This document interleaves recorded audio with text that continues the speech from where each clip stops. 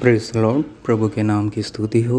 आज हम पढ़ेंगे निर्गमन 18वां अध्याय। और मूसा के ससुर मिद्यान के याजक यित्रो ने यह सुना कि परमेश्वर ने मूसा और अपनी प्रजा इज़राइल के लिए क्या क्या किया है, अर्थात यह कि किस रीति से यहोवा इज़राइलियों को मिस्र से निकाल ले आया। तब मूसा के ससुर यित्रो मूसा की पत्नी सिपोरा को, जो पहले नेहर भेज दी गई थी, और उसके दोनों बेटों को भी ले आया। इनमें से एक का नाम मूसा ने यह कहकर गेर्शोम रखा था कि मैं अन्य देश में परदेशी हुआ हूँ, और दूसरे का नाम उसने यह कहकर एलिएज़र रखा कि मेरे पिता के परमेश्वर ने मेरा सहायक होकर मुझे फ़िरौन की तलवार से बचाया। मूसा की पत्नी और पुत्रों को उसका ससुर यित्रो नगर संग लिए मूसा के पास जंगल के उस स्थान में आया जहाँ परमेश्वर के पर्वत के पास उसका डेरा पड़ा था। और आकर उसने मूसा के पास यह कहला भेजा कि मैं तेरा ससुर यित्रो हूँ, और दोनों बेटों समेत तेरी पत्नी को तेरे पास ले आया हूँ।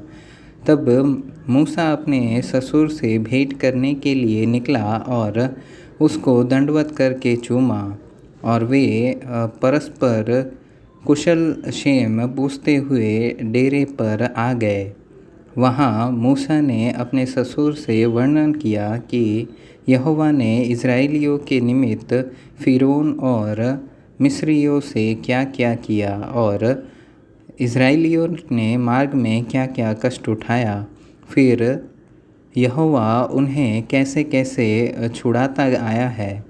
तब यित्रो ने उस समस्त भलाई के कारण जो यहोवा ने इज़राइलियों के साथ की थी कि उन्हें मिस्रियों के वंश से छुड़ाया था, मग्न होकर कहा, धन्य है यहोवा जिसने तुमको फ़िरौन और मिस्रियों के वश से छुड़ाया, जिसने तुम लोगों को मिस्रियों की मुट्ठी में से छुड़ाया है। अब मैंने जान लिया है कि यहोवा सब देवताओं से बड़ा है, वरन उस विषय में भी जिसमें उन्होंने इज़राइलियों से अभिमान किया था। तब मूसा के ससुर यित्रो ने परमेश्वर के लिए होम बलि और मेल बलि चढ़ाए, और हारून इज़राइलियों के सब पुरनियों समेत मूसा के ससुर यित्रो के संग परमेश्वर के आगे भोजन करने को आया। दूसरे दिन मूसा लोगों का न्याय करने को बैठा, और भोर से सांझ तक लोग मूसा के आसपास खड़े रहे। यह देखकर कि मूसा लोगों के लिए क्या क्या करता है, उसके ससुर ने कहा, यह क्या काम है जो तू लोगों के लिए करता है? क्या कारण है कि तू अकेला बैठा रहता है, और लोग भोर से सांझ तक तेरे आसपास खड़े रहते हैं?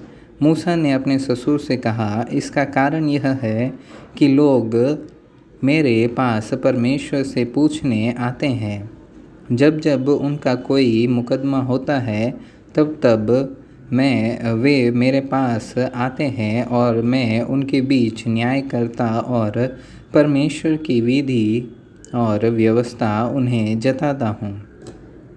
मूसा के ससुर ने उससे कहा, जो काम तू करता है वह अच्छा नहीं, और इससे तू क्या, वरन ये लोग भी जो तेरे संग है निश्चय हार जाएंगे, क्योंकि यह काम तेरे लिए बहुत भारी है। तू इसे अकेला नहीं कर सकता।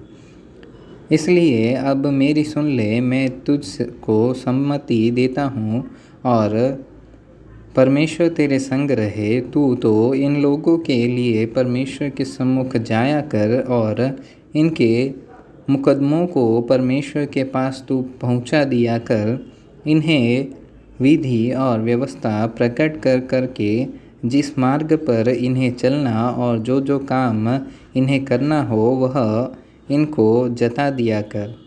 फिर तू इन सब लोगों में से ऐसे पुरुषों को छांट ले जो गुणी और परमेश्वर का भय मानने वाले, सच्चे और अन्याय के लाभ से घृणा करने वाले हो, और उनको हजार हजार, सौ सौ, पचास पचास और 10 10 मनुष्यों पर प्रधान नियुक्त कर दे, और वे सब समय इन लोगों का न्याय किया करें। और सब बड़े बड़े मुकदमों को तो तेरे पास ले आया करे, और छोटे छोटे मुकदमों का न्याय आप ही किया करें। तब तेरा बोझ हल्का होगा, क्योंकि इस बोझ को वे भी तेरे साथ उठाएंगे। यदि तू यह उपाय करे और परमेश्वर तुझको ऐसी आज्ञा दे तो तू ठहर सकेगा, और ये सब लोग अपने स्थान को कुशल से पहुंच सकेंगे। अपने ससुर की यह बात मानकर मूसा ने उसके सब वचनों के अनुसार किया। सो उसने सब इस्राएलियों में से गुणी गुणी पुरुष चुनकर उन्हें हजार हजार, सौ सौ, पचास पचास, 10 10 लोगों के ऊपर प्रधान ठहराया, और वे सब लोगों का न्याय करने लगे। जो मुकदमा कठिन होता उसे तो वे मूसा के पास ले आते थे, और सब छोटे मुकदमों का न्याय वे आप ही किया करते थे। और मूसा ने अपने ससुर को विदा किया, और उसने अपने देश का मार्ग लिया।